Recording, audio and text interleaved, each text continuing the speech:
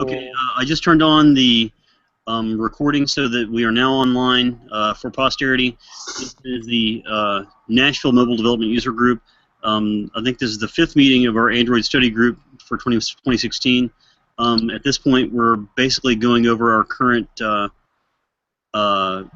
iteration.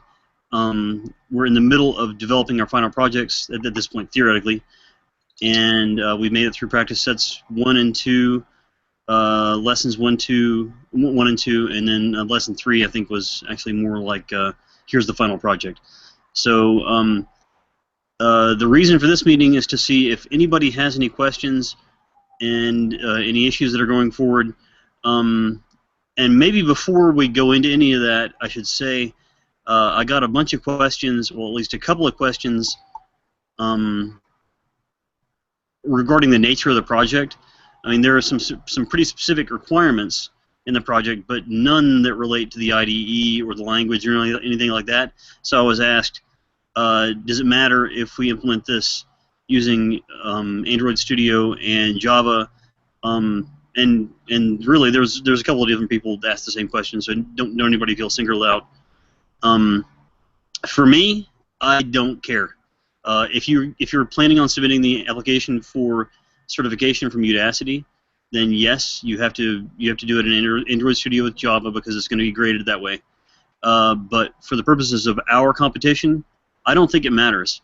The app is going to be basically you should be prepared to present and preview your app in front of everybody, and if it's not done in Java or in Android Studio, you might get like a negative perception of it because it didn't follow the guidelines that other people might have assumed. But then again, you might get positive feedback because it might be more awesome.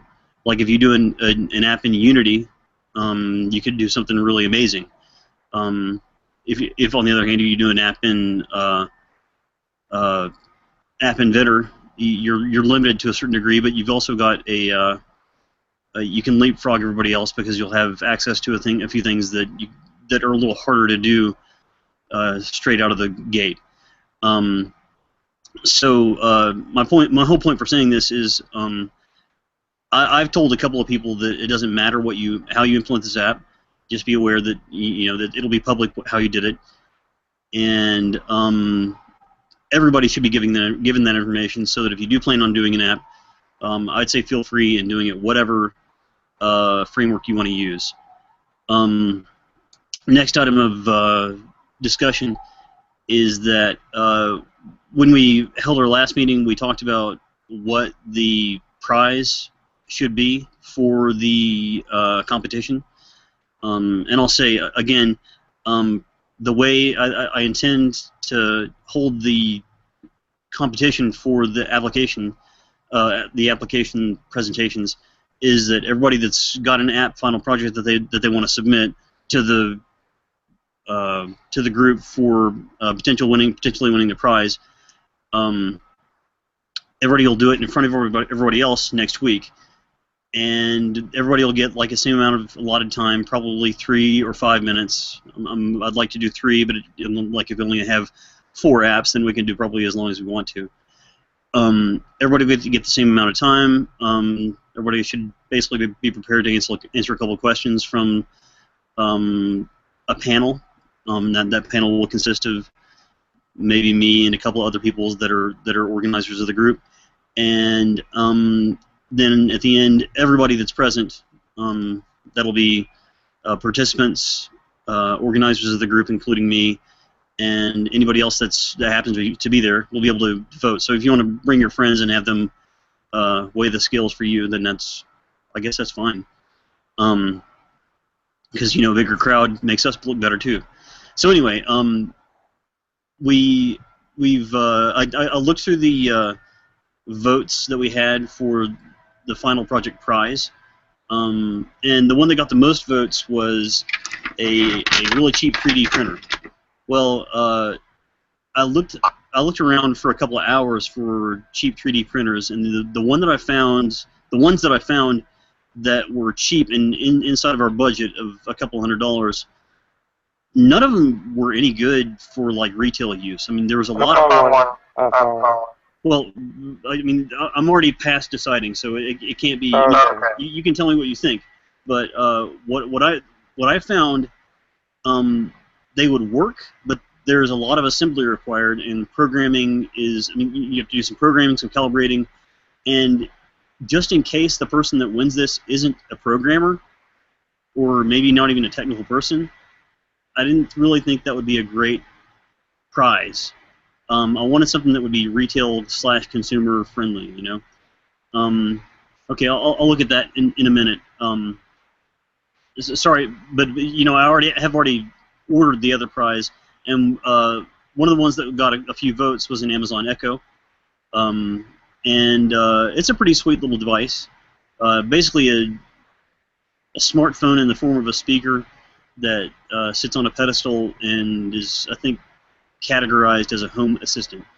So that's the main first prize is going to be the Amazon Echo. And there will be, I think, something for everybody else that does submit a prize, and maybe a good second place prize too. I don't have that yet, but we're looking at our budget and what else we can do. So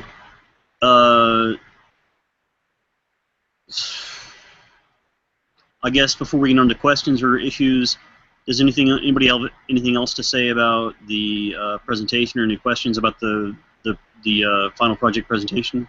I mean, we'll definitely answer those next week when we get to it. Nobody? Okay. So we are theoretically on track to have the presentations next week. The first place prize is going to be the Amazon Echo. So Chris and Ed, you guys, and Sue, you guys better get your game on and implement your best app too, because maybe I don't know, maybe that wouldn't be fair. I don't know. Anyway, go ahead and put together an app if you want to, and we'll see if that'll be okay. Anyway, how about you guys? Taylor, Justin, Guy, you got any questions about what we're doing? There's a couple of people that said they would definitely be online because they had some questions to ask. I hope they didn't end up going to BMI tonight, because at BMI tonight they're filming the show Nashville. That's why we're not there right now, because Hayden Panettiere is there, and she and I actually filmed a love scene earlier that might end up being in the time, but they might cut it because it was, anyway. Yeah. Anyway. Okay. Yeah, my wife doesn't need to know about the love scene.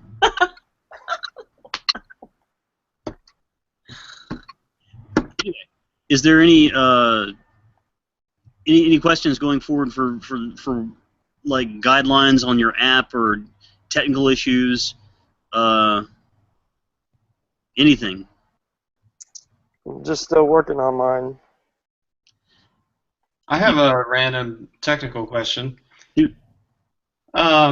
So I've been looking at these different classes that have functions that are public to them, but I haven't been able to access them via dot notation, and I've been using C#, like through Unity, and so I was just curious, what is the best resource? Because I'm more of like a JavaScript guy, so I'm not super familiar with all the ins and outs of like getting in and out of like an APK, for instance, or those types of things. Is that too broad of a question?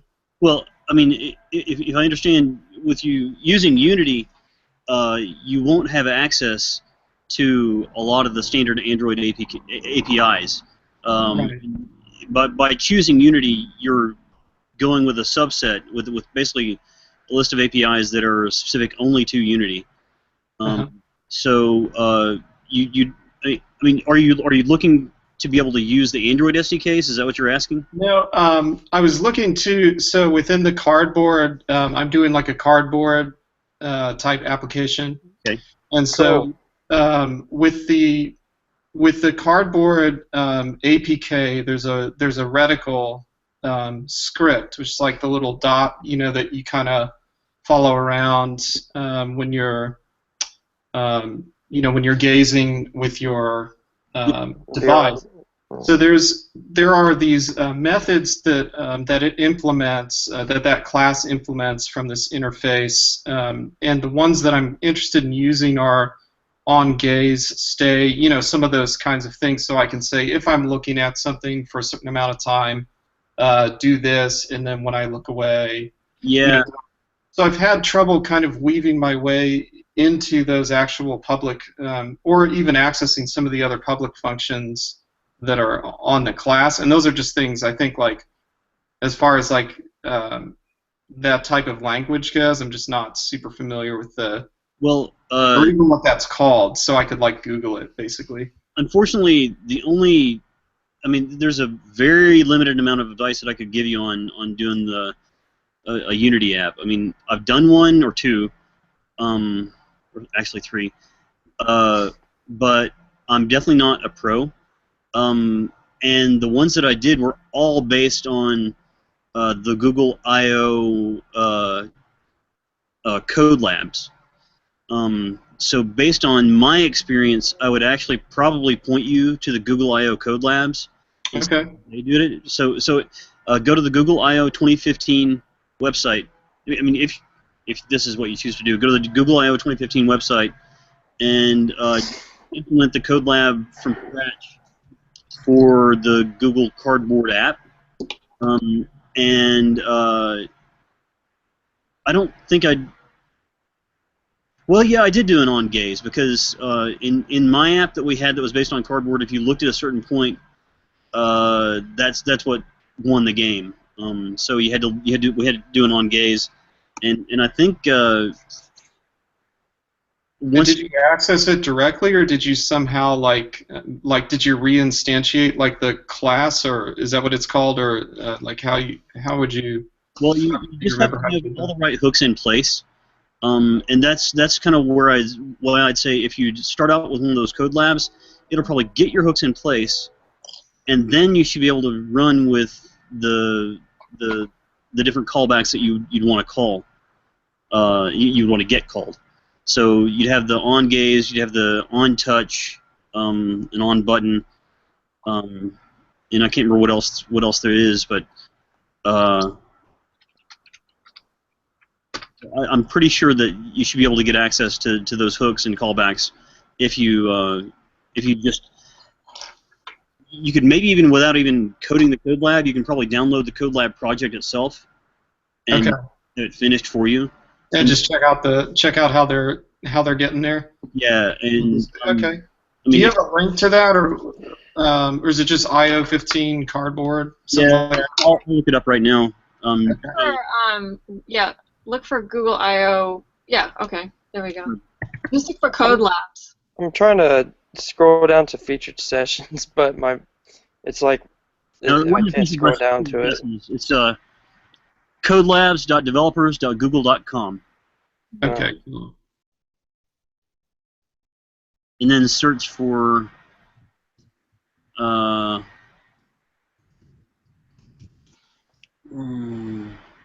.developers. What? codelabs.developers.google.com. Oh, cool. Now I'm not positive it's here.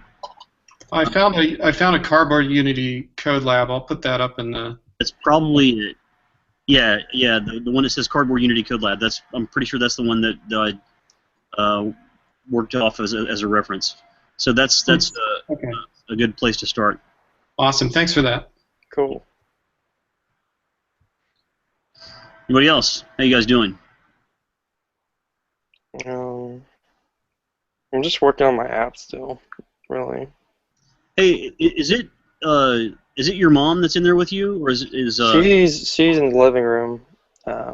No, I mean, is she coming along too? Is she going to do a final project as well? Probably not. She can't. She's having a hard time trying to get through the stuff. Well, I'm sorry, but if she needs help, we're here. Oh yeah, she knows. It's just, she's really busy. Yeah, me too.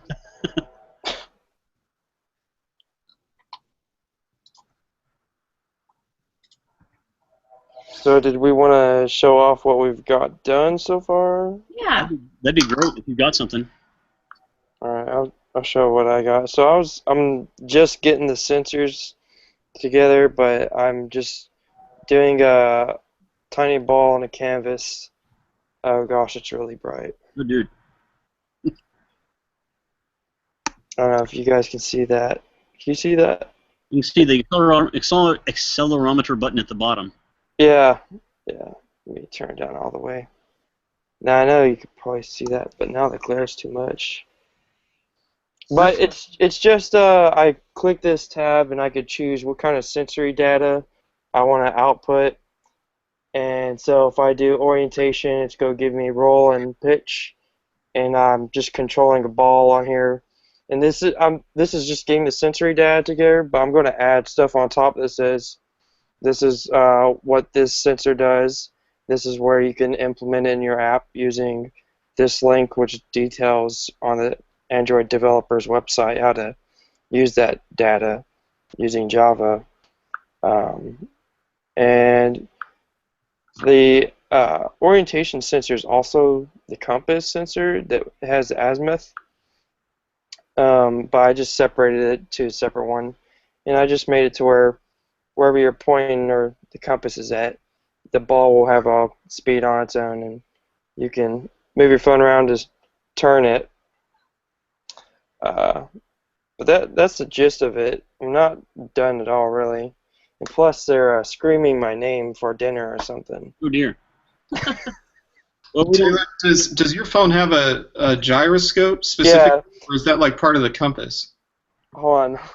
Yeah, hold on. No, there's a gyroscope, but I don't know if I'm going to implement it because my phone was just like dying, like because I tried to I know I could figure it out, but the way gyroscope works is you can either pull it from outside of the main gyroscope function, I believe, and it'll be with a timestamp, so it'll just give you a flash at what it was at, and I can obviously set a clock or use the in-app or the Android clock to look at that every second, or I can just look at the gyroscope data straight off the sensor, and that like kills my phone. So I have to work on a clock that regulates that before I implement that. It's drained battery when you hit it really hard. Oh no, I mean it just like freezes up. It doesn't. Oh, okay. Well, if it freezes it up, you might be actually trying to access the sensor in the middle of your UI thread, and if you do that, that might cause an exception. I wouldn't swear by that, but I wouldn't be surprised either. Okay, well, I'm using App Inventor, and I can show you guys how to do this too. Yeah, well, in App Inventor, there are ways around things like that. So you could also, I mean, Google's your friend. Yeah. You know. Yep, and I've been busting out an Android app on that thing every week for college. So that's why I've been using this instead of the Udacity. I'm still learning. I'm still on chapter 2. That's how far I'm on. I'll clarify again. I mean, I think it's perfectly cool to use App Inventor or any other framework to implement this project. It's not cool with Google or with Udacity. Right. I want to say, I think the mission of this, like a study group or series, is to build, to give people experience and create developers where maybe there weren't developers before. So a good app is a good app. So I think if you put out a good app, it'll show. Yeah. So in the survey next week, the one where people vote on the best app, I intend to have 5 questions, and one of the questions will be how well does this suit. Well, probably a couple of questions will definitely pertain to the requirements. How well does this fit the requirements put forth by the project rubric? On Udacity. Yeah, but and then how well does it answer the questions? How well does it solve the problem that it would not solve? Right. Okay, well, that's what I've been working on. I'd like to do something with Unity and Gear VR, but it's like way off the tracks, and I have a lot to learn on that still. If you can do that in a week, yeah, that'd be. rise in the I back. don't know. I'm pretty busy, so I mean, I would if I wasn't so busy. But, you know.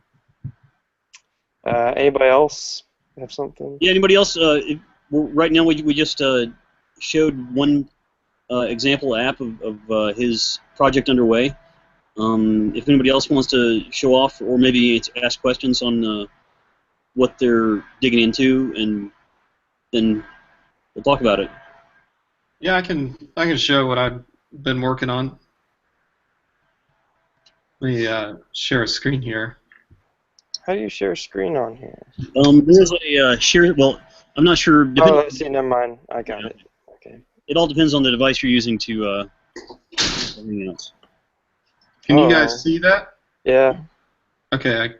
So this is what I've got so far. So I've got this app is to show the primitive the 5 primitive object types in Unity 3D, and so when on click, you just get this kind of descriptive text here.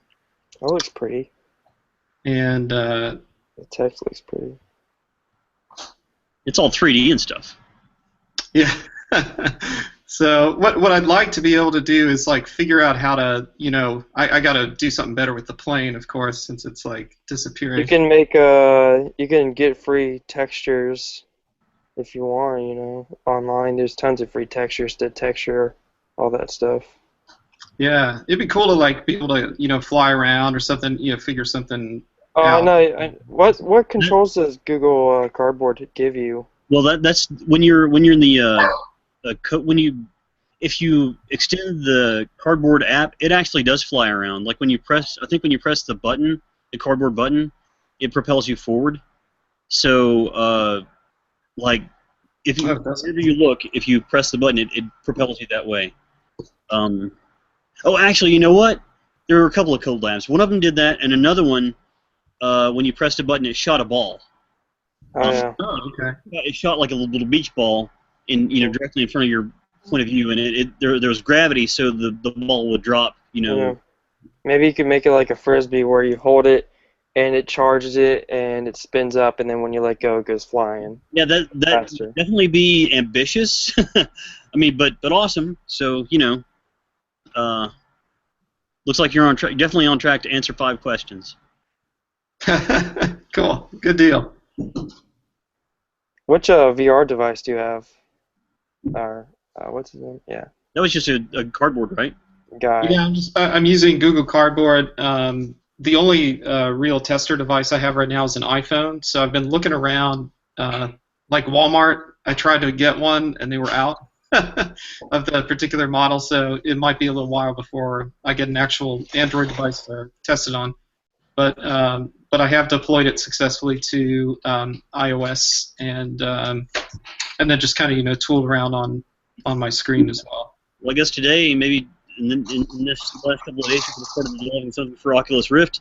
Maybe have it ready for the market in this week, and they're kind of short of apps, so. Yeah, man, I'm gonna be printing money with that one.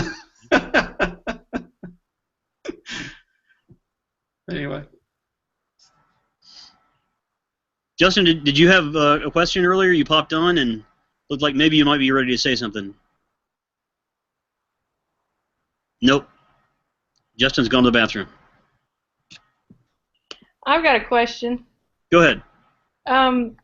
So, I don't know. I guess everybody else has got a lot more experience than I have. Nope. Well, I have a first screen, and I've got 5 different buttons. I'm using an image button and a text view with it, and I am wanting to allow you to push either the image or the text and go to a new sheet to display the information. Where is a good site to really understand how to do that? What's the next view that you want to pop up? So my thinking is on the app that you want to press on, I want to get information on this topic. And it brings up a new screen with the information. Okay. You hit the back button and it'll go back. A very simple way to do that without launching an intent to start off a new activity would be just to launch a dialog, and all you have to do is pass it all the parameters you need to display the dialog. Like you tell it the information you want to include, the title, whether or not you want it to be full screen, and I can probably, inside of about 45 seconds, Google search a good way to do that, but it'll take me out of dialogue for a minute if, unless anybody else has an instant answer they can supply right now. Like, what's her question is, what's the best way to and if I misunderstand, correct me, to display, you wanted to put up some text, right? Saying this is what this view does or something like that? Right. So, like, well, I mean, not what it does. I want to go and give the information. Like, I thought the a point of the app was to teach five things. Things. Yes. So, my understanding is you would have to be able to pick one of 5 things at least, and when you click on that, it would bring up the information about it. Yeah. Well. Yeah. So probably. Given that paradigm of presentation, that way, that structure of an app, I'd say it makes sense for you to just pop up a dialogue. Anytime, like, somebody hits the view that you're talking about, like whatever it is, you'd override the on-click or the on-touch for that, the on-touch event for that view, and then inside of that method handler, you'd instantiate a dialog and populate the appropriate information into the dialog. So, I mean, if I search on dialog Android, is it going to pull up? Yeah, let me. Explain it. I'm gonna do that myself right now, and you guys can talk about it while, or if anybody else has it up already, then they can paste it into the chat. That would be, I mean, you really have to start a new activity for that, don't you? You don't have to. Yeah, that's the perk of a dialogue. I mean, the dialogue, you don't have to start an activity. You just have to instantiate the dialogue. And what do you have to put in it, Jenny? Here. Well, okay, like, for instance, the first thing, mine is about the Internet of Things. And the first question is, you know, what's the definition, or what is Internet of Things? Okay. So when you press on it, I'd want to bring up the page showing what the definition is. Yeah. Okay. I found this one tutorial on mkyong.com, and he's a very prolific blogger who has a lot of example projects online. And this particular one talks about how you can use the Alert Builder class to build the dialogue and display the information that may be similar to what you're talking about. And you put a message, like in this particular example, it has a title, it has a message, and it has a yes button and a no button at the bottom. You don't have to have both. You can have a cancel button if you want to. But the alert dialog is probably this, I think, one of the simplest ways to accomplish what you're thinking about. And I'm going to paste that into the chat.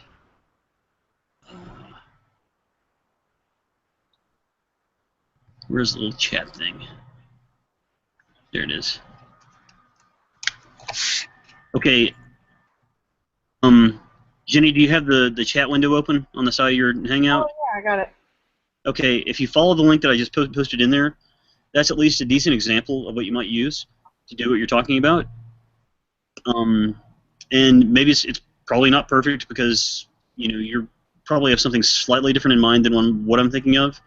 But but I was looking at trying to figure out how to build all these activities, one for each of the different pages, and then I have to worry about getting back to the main screen. It's certainly feasible to do that. It'd be a little more complicated. Depending on what you want to display, a dialogue is the simplest way to just put up information if all you're going to do is put up text. I think you can even include images on there. But yeah, you can include a full layout if I remember right. And a layout can include whatever information you want to, but the more complicated you make it, the harder it gets. So an alert builder dialog, I think, is just text and a title and maybe an icon. But if you want to have a dialog that has a full layout information, like if you want to have an image representing what it is you're describing, and then the text description here, and then maybe a fuller description here, so like image, title, text for your want to display, then you'd have to do that with a full dialog and not an alert builder. But I would recommend just doing alert builder because it's simple and easy. So my advice is going to be to go against this example that I just passed on. And if that doesn't work out for you, if it doesn't quite display the information you're looking for, or isn't quite the format you're looking for, ping me again, and I'll try and give you a better example that's more suitable to what you're looking for. Yeah, I mean, I would be interested in seeing everybody else's concepts of what this rubric was supposed to be, because I guess I can't think of the app any other way than you've got to, with all the things you've got to have in there, the different image, the different kinds of views and everything. It seems like that's the thing. The rubric is one thing, and this project can be another. I haven't told anybody that they had to go against the rubric directly and implement exactly what the rubric's asking for. I mean, that is the idea of this, the end goal of this Udacity curriculum, but we're not necessarily submitting these apps to Udacity. If you are, then you need to go by the Udacity rubric. I do think it is absolutely essential that you follow the final project requirements, and you answer 5 questions, and you imagine your user, you brainstorm, all that. But the part where it gets to, like, if I remember, the rubric actually says you have to zip up the file into a zip file, or put it on GitHub. We're not going to require that because I don't plan on evaluating 10 projects myself. I've done that before, but it's just not part of what this group is about. Now, Jenny, I have another suggestion maybe that you might be able to do, is if you have 5 things, I'm not sure quite what you're accomplishing, and maybe I was Googling, so I wasn't really listening to everything, but you could have maybe even on your one activity, you could put, say, like 5 buttons with their click listeners, and you can just Google that. And then each time you press a button, if you have one text view, then you could just do on click listener in your click listener for your button. You just do the set text for the text view, and it will pop open. It will replace each time a button is clicked with the little bit of information you want. So really, what you just need is either a row of buttons, or maybe you could do some kind of a list box or something that you could click on. That's another component that you can maybe look for. Set text. What if you were doing something that's like the intent, where you're pulling down something from the web? Okay. Yeah. Then you'd have to pull it down before you launched your intent. You'd have to you need to get your web service call or whatever, and then in your asynchronously after the service call returns its result or whatever, if you're going out to the web to retrieve some text, then you'd have to get the result and then launch your intent. Is that what you're asking? I mean, I guess again, I am having trouble thinking of this any simpler. I don't know. I'm used to doing similar stuff in a different language, and I'm trying to figure out, how I don't have much time. This is just like a week left, and so I can't make it too. But I thought that was simple, though, but it's not. If you have a complicated question, feel free to email it to me, and I'll try and give it due attention, if that makes sense. And I'll give you as good an explanation as I can, with maybe a better example if you need. Okay, thanks. Or anybody else, if anybody else that wants to put in a better example of what she's trying to do, then paste it into the chat, and she can consider it.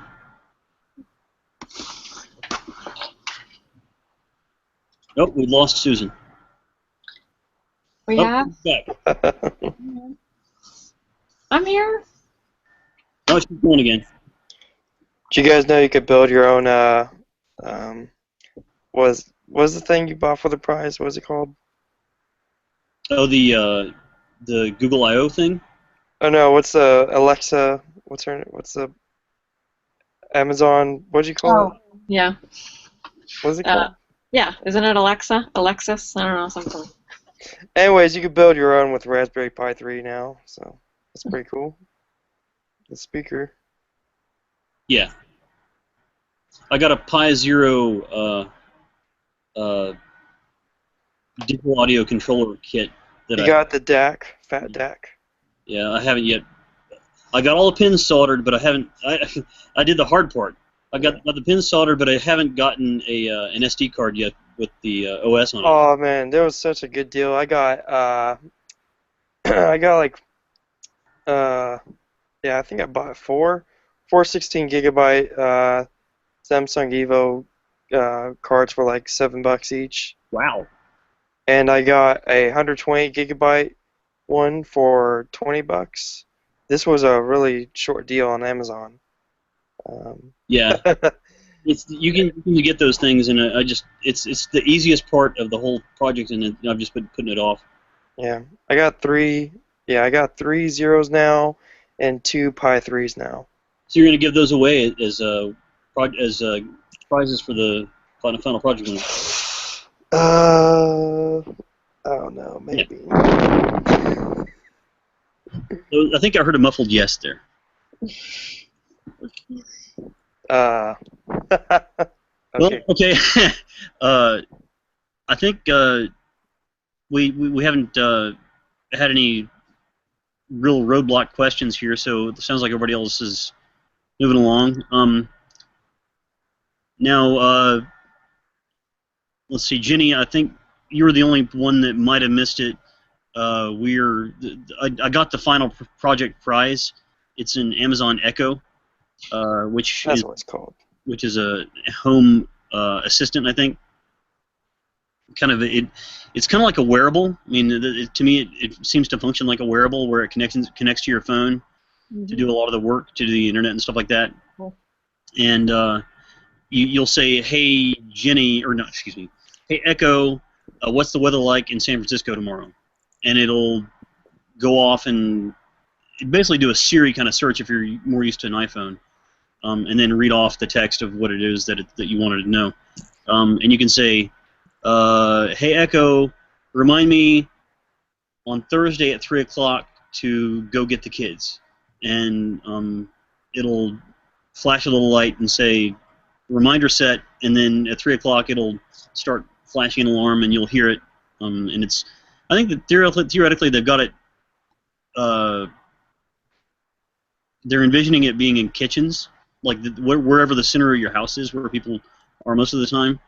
And I'm tempted to get one for myself, but But it's just a gadget. I don't know if anybody else in the house would use it except for me to play with.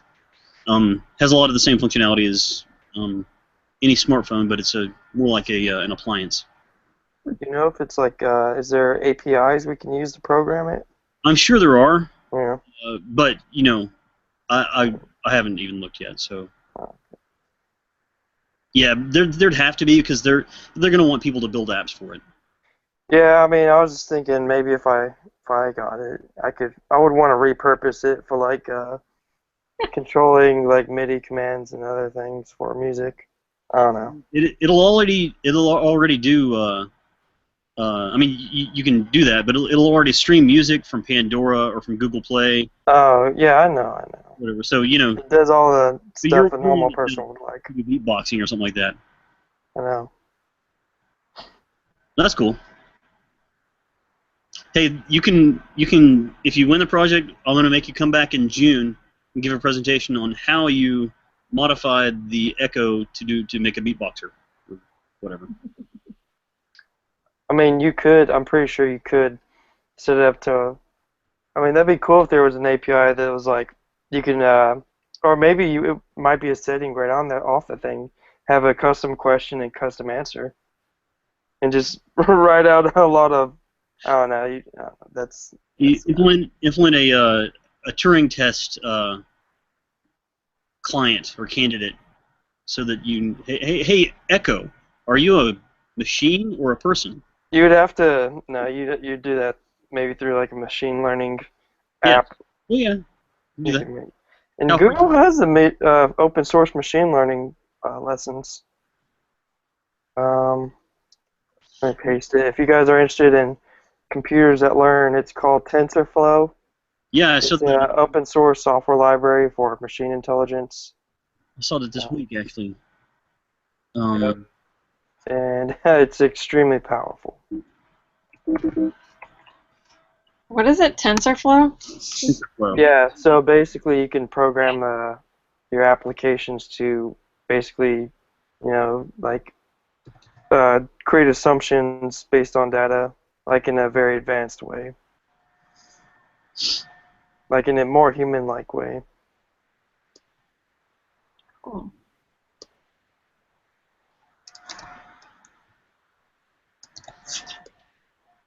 Oh, you beat me to it. Cool. Well, I don't mean to keep people too long, so if there's no more questions, or does anybody else want to show off anything they built? I can't come next week. I know, I have a conflict. Are you an extra in Nashville? Because they were actually filming at BMI tonight. I think you missed the week. Should I run down there? Should I run over there? Yeah, you can probably meet Hayden Panettiere or Connie What's-Her-Face or whatever. Do they let people in? There were people sitting there watching it, yeah.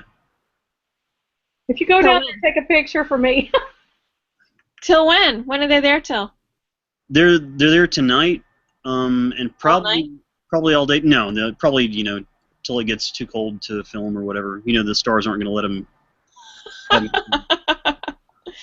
But they were out there. They actually have all of Music Square East covered in red carpet. The whole 20-foot wide street is got a red carpet down it, and there was like 8 limousines and actually a couple of Bentleys parked in the street too. You guys get extra pay for participating? Well, I probably would have just snuck outside and asked if I could be an extra. I thought about it, but I didn't really want to get fired just so I could meet Hayden Panettiere. Anyway, so yeah, feel free to ping me throughout the week. Email at josephbanta@yahoo.com or gmail.com, and I'll answer your questions if there are any. Otherwise, good luck, and we'll see you next week at BMI, 6 o'clock on Saturday. Except for Susan, who has decided other things are more important. Well, there's a thing at the Java group I have to do. So. Oh, I saw that. I wanted to go too. Yeah, I'm gonna take, I think, a colleague who is looking to do exactly this. So It looked like a good group, but don't tell anybody else about it. What's that? Nothing. Nothing. It was.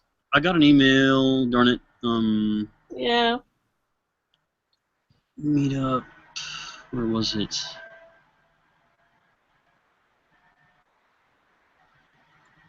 I forget it. You can find it on meetup.com. But yeah, it looked like a cool topic, but Mhm. I'm busy. And Taylor, if you got a shot at that Amazon Echo, you might want to come to my meeting instead. Oh, and by the way, Come to your what? to our meeting next week. Oh, I know. You're talking about the Iron Yard. Those guys. Was it Iron Yard? I thought it was the Yeah, job. I went downtown the other week. I'm on the committee for finding sponsors and makers for the Nashville Mini Maker Fair, the Adventure Science Center. And they basically, I went down there to check out their meetup, but I found out that they would actually be great sponsors for our event.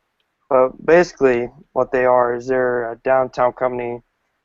I mean, they're way overpriced. They're like 15 grand for like 6 months of doing Java development. Yeah, that's the Iron Yard. I just like wanted to gouge my eyes, but it's just like give it some money. Well, I mean, but they're really cool. They're giving out free classes on Meetup sometimes, and they give out a lot of free pizza. So This is the Java user group. It's the standard user group for okay, the Java community. So it's in Brentwood. Yeah. that's different. Vaco. But yeah, if you guys want to, I think they're doing that this weekend Ah. for a free pizza and a free Java class. I don't know. Yeah, I would maybe, but my weekend is already committed. Yep, mine too. All right. But hey, hope to see you guys next week. And I see we had a couple of viewers on YouTube. Hopefully, the information we got across was informative and not too embarrassing for Hayden Panettiere. And we'll see you next week. Okay. All right. See ya.